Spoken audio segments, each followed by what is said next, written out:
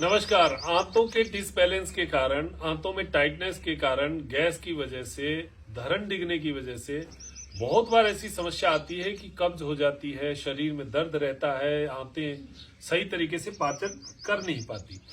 3 आसनों का एक कोम्बो, बहुत सुंदर कोम्बो है, वो मैं आपको बता रहा हूँ। वो आपको नियमित रूप से करना चाहिए। आप करके देखिएगा। एक बार 10 मिनट अगर इस कोम्बो को भी आपने कर लिया तो उस दिन आपको पेट में बड़ा हल्कापन लगेगा। इसमें सबसे पहला जो है, आंतों को स्ट्रेच करना। मतलब क्या है कि आंतों में इकट्ठापन, टाइटनेस, यही तो प्रॉब्लम है। इसको स्ट्रेच करने की कुछ क्रियाएं हैं। पहला तो हमारा उल्टा लेटकर मॉर्निंग वॉक है। हाथों को लगाइए आगे और एक एक पांव से जो एड़ी है इसको हिप्स पे लगा के देखिए। अगर आपकी एड़ी हिप्स पे नहीं लग रही है तो समझ लीजिए आपका पेट टाइट है और पेट की नसें जो है उनको नरम करने की आवश्यकता है। तो ये पहले लगा के देख लो। अगर नहीं लगता है तो 4-5 दिन का आपको अभ्यास करना पड़ेगा, तब जाके आपकी एड़ी हिप्स पे लगनी शुरू हो जाएगी। तो समझ लो पेट में थोड़ा आपके नरम होना शुरू हो चुका है। फिर दोनों पांव से एक साथ लगाकर देखो। इससे आपको और ज्यादा जो है एक साथ दोनों पेट की, नाभि के दोनों ओर की बड़ी आंत की जो मसल्स है वो खींचेगी नीचे की ओर। थाइज की मसल्स के साथ जब आप एड़ी को हिप्स पे लगाते हो तो थाइज की मसल्स जो है, नसें हैं, वो पेट की मसल्स को खींचती है और पेट में आपको एकदम नरम महसूस होगा।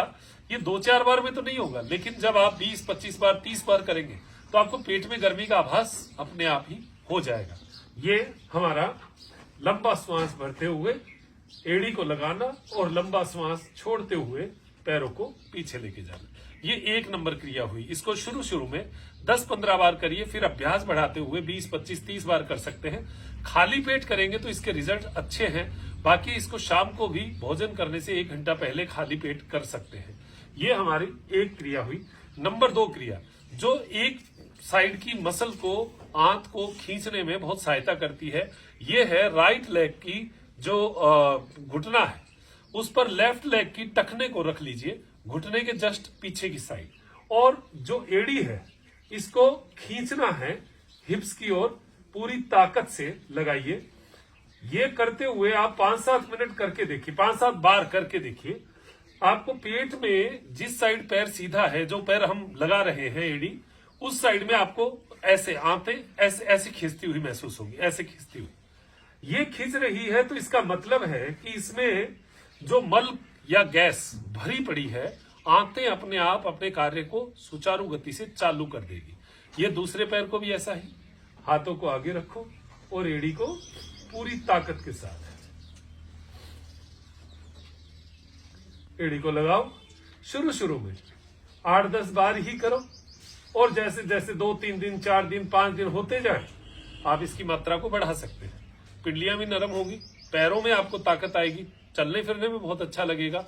आंतों का बैलेंस बहुत जरूरी है। हर व्यक्ति का बैलेंस बिगड़ा हुआ है।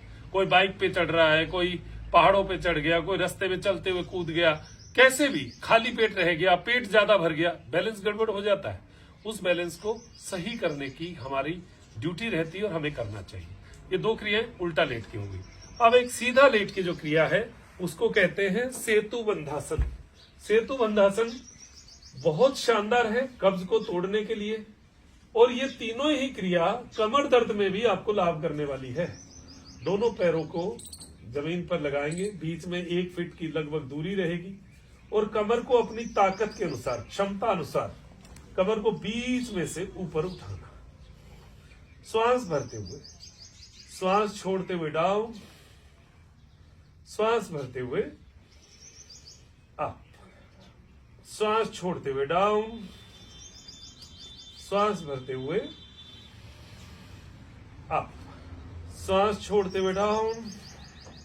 अब इसको आपको स्टे करके भी 5 बार तो आपने बिना स्टे किए हुए इसका अभ्यास कर लिया। अब इसको आप स्टे करके जितनी देर आप रुक सकते हैं, लगभग 1-1.5 मिनट तो कम से कम रुकना, श्वास भरते हुए अप। अब इसमें क्या हो रहा है देखो, आप ब्रिज पोस्चर में हैं, पैर और कंधे की ताकत से पूरा शरीर उठा हुआ है। सबसे ज्यादा इफेक्ट आपको कोर पार्ट पर, आगे की साइड में, और बैक साइड की जो मसल है उन पर, रीढ़ की हड्डी का लंबर एरिया और जो कूल्हे का एरिया, उस पर आएगा। जब आप इसमें ज्यादा देर रुकते हैं तो आपको कंपन शुरू होता है पैरों में, पैर की इन मसल्स में कंपन शुरू होगा तो पेट में भी आपको कंपन शुरू होगा। अब पेट में जब वाइब्रेशन होगा तो पेट की गैस, पेट की टाइटनेस अपने आप धीरे धीरे इस कंपन के साथ अपने आप धीरे धीरे साफ होगा। अब ये अभी कुछ फर्क नहीं पड़ेगा, लेकिन अगले दिन जब आप पेट साफ मोशन आप जाओगे या शाम को भी आपका पेट में बहुत आपको हलचलें शुरू होंगी, पेट हल्का होगा, बशर्ते आपका एक तो पानी का इंटेक अच्छा होना चाहिए, क्योंकि बदलते मौसम में हम पानी कम लेते हैं। पानी अच्छा पीजिए, पानी पियोगे तो आप देखोगे कि आपका पेट और जल्दी साफ होगा। साथ में फाइबरस फूड, खाना खाने से आधा घंटा पहले सलाद जरूर खाओ। सलाद खाओगे तो ही पेट जो है हल्का होगा।